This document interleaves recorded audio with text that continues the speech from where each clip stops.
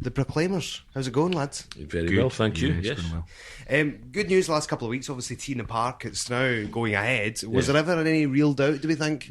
I don't know. I kind of impression I was getting was that there was a real doubt.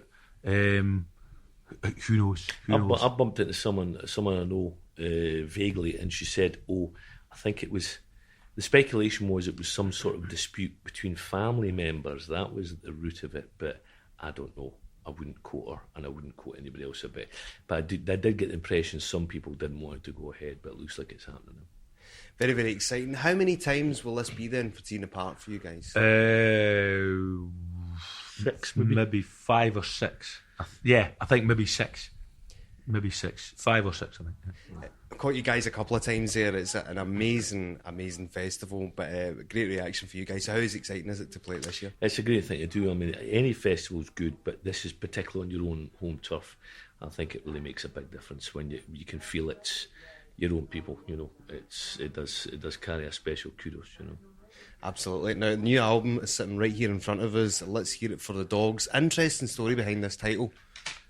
Yeah, it's a line from one of the songs on the record, and the song is called What School, and I wrote it because somebody from the west of Scotland used the phrase, what school do you go to? It was ironically, they were talking about living in England and said there's none of that, what school do you go to stuff there? So I just stuck in my head and I thought that'd be a good title. So I built it around the title. Usually I start with a tune, but I built the whole thing around the title. And it's basically contrasting, well, the way that dogs sniff each other out with the way that people kind of verbally sniff each other out, you know. That's what it is. And the album's recorded at Rockfields. Yeah. Now, you guys had recorded there before. Yeah. And this is the third album we've done there. The last two were with Steve Evans. And the first of those was like 2006, 2007, whenever we put that one out. And then we had another record with Steve Evans, the record before this, but we did that at Bath. But it was too good an opportunity when we talked about doing this with Dave Ehringer. It was too good an opportunity to miss, to go back there, because Dave loves the studio even more than we do, you know. He's worked with a lot of people there. Yeah. Really magical studio, great history. So obviously amazing to record it there. The man who played bass on this album, Gary John Kane. Mm-hmm. How have you guys managed to put up with being in a band with Gary John for the last few years? Gary John's got a very he's got an opinion on everything, which is the same as us. We do as well. We like having along. I think he's a very steady bass player, and he's great to have him. He's a great bass player, and that's it. Well, it's nice to have someone with strong opinions, possibly even stronger than our own. You know, a nice counterbalance. Usually the stage that I've reached where it's just kind of his moans become like white noise. Is that the stage? That's a good stage to be at, you know. Yeah. But on a serious note, brilliant bass player. He's on this all the time, so it's good to give him a shout out. So I've been really liking the album, and it's good that you can tell. I know he was excited about going down to Rockfield and everything, so you can just tell. Of course, like I said, great history with that studio. Obviously, years and years of recording now. Something that's very familiar about you guys is singing with the Scottish accent. But see, early doors, was there ever anybody within the business from record company trying to get you away from using the accent? Yeah, we went, you know, Charlie and I used to go, we went down maybe 2 or 3 times to London to meet record companies and publishers. I think we went down 3 times, and we get the night bus down and then do it, and then night bus back up. And a couple of people did mention, they said, you know, they liked the songs, but they thought that the Scottish accent was going to put people off, and if we changed the accent, maybe it would be more palatable.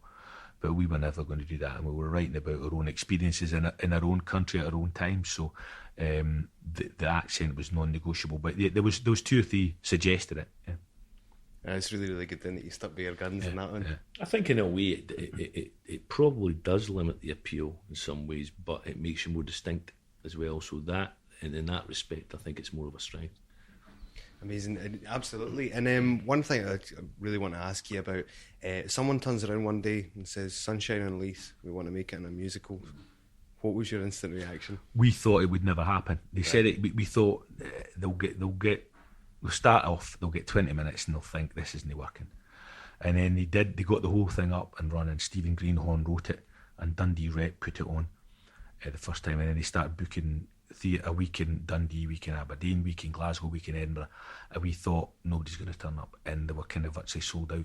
And then he did it again a couple of years later, and a third run of it a couple of years after that. And it kind of got bigger production every time. And then by the third time, we're saying, well, we're going to make it in a film. And they had to cut it. I think the original stage show was about 2 hours 20, so they had to cut it down to about 1 hour 40. And they got Dexter Fletcher to direct it, and Jane Horrocks and Peter Mullen in it. And I think they did a fantastic job, and we're really pleased with it, you know. Brilliant. Were you apprehensive when you're just hearing that, you know, this thing's in production? Yeah. I think, but certainly by the time we did, was it the third run of it in the theatres, it felt, this is going so well that when they said film, we thought it'll happen. But you still don't know if it's going to work. You still don't know if it's going to capture what the stage musical had, but I think it did. I think it was more concise for terms of reasons of putting a film on. It was a shorter thing, but I think it caught the feeling of it great. It's amazing to think that the brand, the Proclaimers, is just branched out so much. You must be so proud that it's translated so well. That we mentioned earlier, the accent and everything. But it's I think we're just surprised that we're still here. Really, honestly, I think when we started out, we didn't have any ambition beyond getting off the dole and making a living playing our songs. That was it. We never thought about having hits because we didn't think it would ever happen. Weren't looking at that. So when we finally got to make a record, that was fantastic, the acoustic record. And then they said, well, if you re-record Letter from America with a band, then you could get a hit. And we did it, and it worked. And then it kind of exploded from there. But it's we didn't ever have any kind of real plan other than getting off the dole. And it's, as I say, I think we're just really surprised that we're still going. You know, a lot of people don't forget to mention generally to you guys about Letter from America being the film The Commitments. I don't know if you remember seeing it. It's just a big part of that film as well. How proud were you to even the song to feature in that film? I mean, again, they told us that we're going to use it, and they said, oh, you know, the great director, and it's going to a great script and stuff. But it wasn't until you saw it, and I thought it worked great in the film. You know, the guy sort of drunk at the wedding and singing along with it. I thought it was brilliant. You know, he does a really good version, as drunk as he is, in inverted commas. Andrew Strong, that's right, brilliant singer. So you mentioned there talking about writing songs early doors. From what I understand, your songwriting process, one of you takes the song to the others. How does it all work? We kind of just generally will write a song.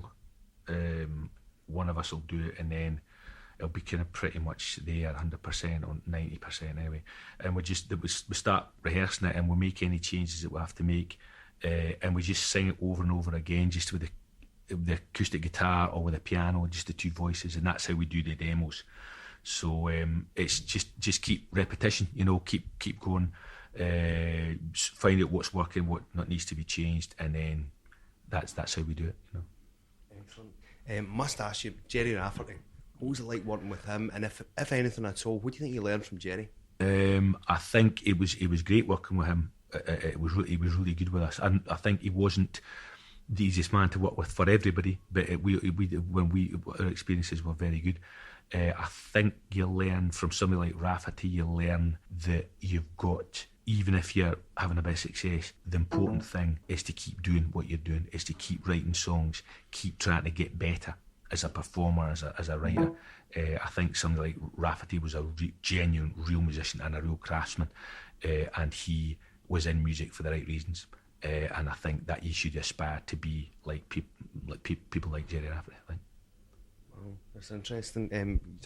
Going from that point, is there any other advice you would give to people just generally within music? Because everybody says it's easy to make it to a point, but staying there for a sustained period of time is infinitely harder. What other advice on top of what you just said would you give out to others? I don't know. I mean, I don't know why some acts survive and some don't. I mean, I think we've had a couple of long periods where we didn't put any records out and we didn't tour. So again, I think we're lucky, but we're still doing it. But I think just keep doing what you're doing. I mean, keep doing it for the right reasons. Keep trying to get new material, even if you're struggling with the writing. Keep trying to write new songs. Keep performing live. And I think that's the only advice I would give. And I think certainly for us in the last 10 or 15 years, we've had an expanding audience in Britain, quite a bit, and mostly that has been down to playing live, especially festivals. It's interesting that the most rewarding thing I think for both of us has been the last 15 years, and we've not sold that many records in that time, but we've played to a lot more people than they ever did. the publishing keeps us going, because we have those few records that still do okay, obviously with 500 Miles being the number one. But it's a lot more fulfilling now, because you feel like we're making regular records, we do gigs a lot, and we feel like we've made progress. And for us, that was the main thing. It wasn't about how many records you sold, that didn't really matter, nor actually how many people you played to, but just a feeling that you were making progress and you could continue to do it professionally at any level, really, you know. Right. When you guys are writing, is there been a period or at all when you finish a track and do you look at each other and go, yeah, that's going to be a hit, that one's really going to translate? Does that kind of thing happen, or are you surprised with reaction? I think when we did Let for America, that you could see, even before they ever recorded it, with that song, we knew that was a really good song. 500 Miles, when we recorded it, we went, well, that's definitely the first single, and we thought, well, if it gets a bit of play, it'll be a hit, and it was.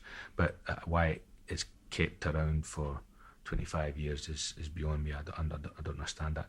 Yeah, you get it, but mostly I think you kind of go, that's a really good one, rather than saying that's going to be a hit, because I think you can say definitely it's your own, maybe it's just your own opinion, you can say that is a really good song. You can't say, oh, it's definitely going to be a hit. You know, it's just plenty of really good songs are never hits, you know, and plenty of stuff that is a hit aren't particularly great songs. So yeah, I think the thing we'd say is when we've got it, and certainly when we're recording something and you go, yeah, that's worked, you know, that's really worked. When you mentioned being around for 25 years and things just keeping you relevant, correct me if I'm wrong, appearances on Family Guy, things like that, I just think that's... It helps. I mean, it helps get you to a new audience, you know, it does. I mean, adverts, TV shows, films, especially films, have kind of really kept us going, you know. And I think the one thing that we are, whatever you think is, we are distinctive, whether you don't like us or like us. And I think that kind of helps with things like TV and film and stuff like that. I think that they're always looking for something, folk recognise it, or it's, or remember them, that kind of thing. You know? It's good. And touching on the Family Guy thing again, did you get a call that that was going to happen? Yeah, it was. We're on tour. On tour, and it was. I think we're in Chicago or something, and we were going to be in Los Angeles in about 2 weeks. And they said, "Do you want to do it?" And that was just Family Guy wasn't. I don't think it was even being shown in Britain then, or it had just started. It wasn't a big hit, but it was starting to really be a big one in America. And I'd seen it a few times in America. I thought it was really good. So we went in after we'd done a gig in LA, and went in the next day and just kind of did a live version of it, and met Seth MacFarlane and met the folk who write it and everything, you know. Wow. So it was great, you know. Really I didn't know. I thought they just dubbed it over the original, so you recorded it for that. Yeah. That's really cool. I was mildly impressed by Peter Griffin's voice on that. I don't know. Very good. Very good. Very good. Yeah, that Seth MacFarlane's just ridiculously talented, you know. Right. So you get the chance to hang out with him a little bit. Well, just to say hi and stuff, and then he took us through, and particularly Buddy, the guy that does guitar with us, he was right into the animation, and he showed us how they did it and stuff, and he met some of the script writers. It was a proper come in and say hi to everybody, you know. It's very kind of them. We tried to count up earlier between a couple of us how many people have covered 500 miles. Off the top of your head, not a number, but can you list some of the people that have done it over the years? Nicki Minaj did it apparently a wee while back. A lot of people have done it. A lot of people have done that song. I think, especially like you get a lot of acts, especially American acts, when they come and they do like Tina Park, or they do a Scottish gig, they do that and they do 500 miles. It happens all the time, you know. I don't know how many have done it, but we're just grateful. We're very grateful. We're very grateful when they do. Keep it coming. One final thing, I think that a lot of people would see, like, people looking at twins, both wearing specs, wearing acoustic guitar, is really kind of smart marketing. My take on it is it wasn't even thought behind that. You are who you are. Is that the case? Yeah, it was. I mean, when we started it, we'd been in bands before, but when we started as the Proclaimers, that was in '83, and we were unemployed, and we were going to be unemployed for another three or 4 years, you know. So that was, we had the clothes that we stood up in, we had stakes, and we had an acoustic guitar. We felt right at home. You know, that was the House Martins, because they looked a wee bit like us. They already had a record deal, but we felt right at home doing that House Martins tour back in '86, because I thought, they look like us. Absolutely brilliant. One final thing. Big tour ahead. Look after Gary John. We will do. I know it's He'll be okay. He's in good hands. Probably not the hands he'd wish to be in, but he's in good hands. Absolute pleasure. Thanks, guys. All right.